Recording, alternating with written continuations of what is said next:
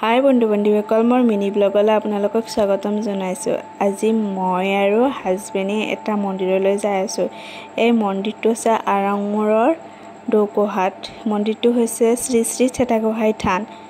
এই মন্দিৰটোত বহুত মাহাত্ম্য আছে। ইয়াত যদি সৰু ল'ৰা ছোৱালী মান ফুটে বা কাৰোবাৰ সন্তান প্ৰাপ্তি হোৱা নাই, যদি এই মন্দিৰটোত যায় মনোকামনা কৰে তো মনৰ ধৰণে বিচাৰি পায়। তো আজিও আমি ফাৰ্ষ্ট টাইম গ'লোঁ, তো মন্দিৰটোত যাই ভাল লাগিল। প্ৰথমে আমি দোকান আছে, তাত দোকানত চাকি বন্তি কিনি ল'লোঁ।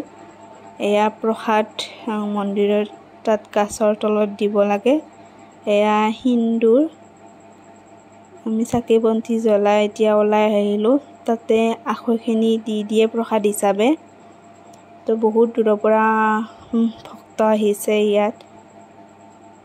এয়া মন্দিৰৰ চৌপাশটো। ফাগুনৰ 1-2 তাৰিখে ইয়াত সভা হয়, তো আপোনালোকেও আহিব পাৰে। আৰু মাঘৰ মাহত প্ৰতিটো দিনে মানুহ আহে বহুত দূৰণিৰ পৰা। যদি ভিডিঅ'টো চাই ভাল লাগে, লাইক, কমেণ্ট, শ্বেয়াৰ এণ্ড চেনেলটো ছাবস্ক্ৰাইব কৰি দিব। ধন্যবাদ।